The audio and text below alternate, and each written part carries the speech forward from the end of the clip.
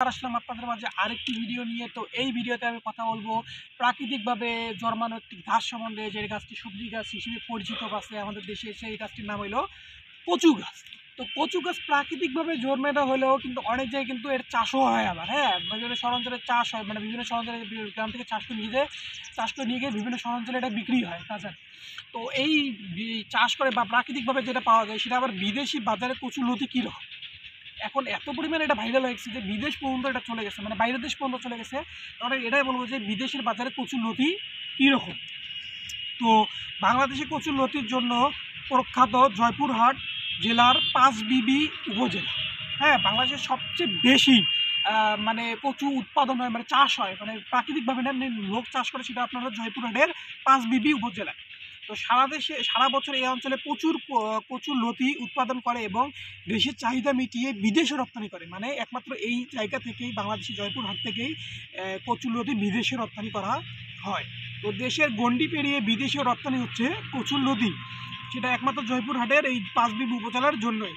তো কচুর লতি ঢাকা, জয়দেবপুর, টাঙ্গাইল, সিলেট, রাজশাহী, খুলনা সহ গত কয়েক বছর ধরে গ্রেট ব্রিটেন, আমেরিকা, সৌদি আরব, কুয়েত, কাতার, ওমান, বা তারপরে হলো বাহরাইন, মালয়েশিয়া ও সিঙ্গাপুরের বাজারে এর লতি বাজারজাত করা হচ্ছে। তো সরকারি সহযোগিতা ও পৃষ্ঠপোষকতা থাকলে বিদেশের বাজারে এর লতির লাভজনক ব্যবসা করা কিন্তু এখন পর্যন্ত সম্ভব হবে, আস্তে আস্তে সম্ভব হবে। তো দেখছেন কতগুলো দেশ, মানে বাইরের দেশ, একটা ব্রিটেনের মতো বড় বড়, আমেরিকা এত বড় দেশ, তারপরে সৌদি আরব, কুয়েত, কাতার, ওমান, তারপরে বাহরাইন, মালয়েশিয়া, সিঙ্গাপুর, মানে 9টা দেশ। এই 9টা দেশ যে কোনো ছোটো ছোটো দেশ না, পুরো বিশ্বের মধ্যে এই 9টা দেশ কিন্তু খুব প্রভাবশালী এবং সবচেয়ে বড় দেশ বলা যায়, মানে খুব প্রভাবশালী। সেই দেশে কচুর মতো একটা সাধারণ জিনিস সেই দেশে বাংলাদেশ থেকে রপ্তানি করা হচ্ছে।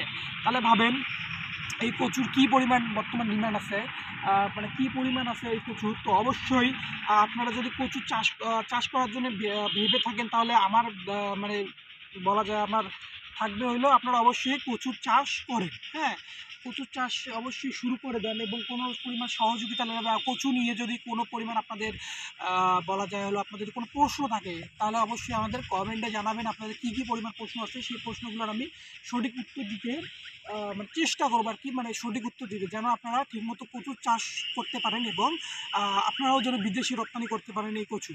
তো এই তো অবশ্যই জানাবেন কারা কারা কচু চাষ করতে আগ্রহী, এবং আপনারা যদি নাও থাকেন, আমাদের আশেপাশে পাড়া প্রতিবেশী বন্ধু বান্ধব যদি কেউ করা থাকে, তাদেরকেও যদি কী পরিমাণে তার মানে কী জানার দরকার আছে তাদের কাছে শুনবেন, শুনে আমাকে কমেন্টে জানাবেন।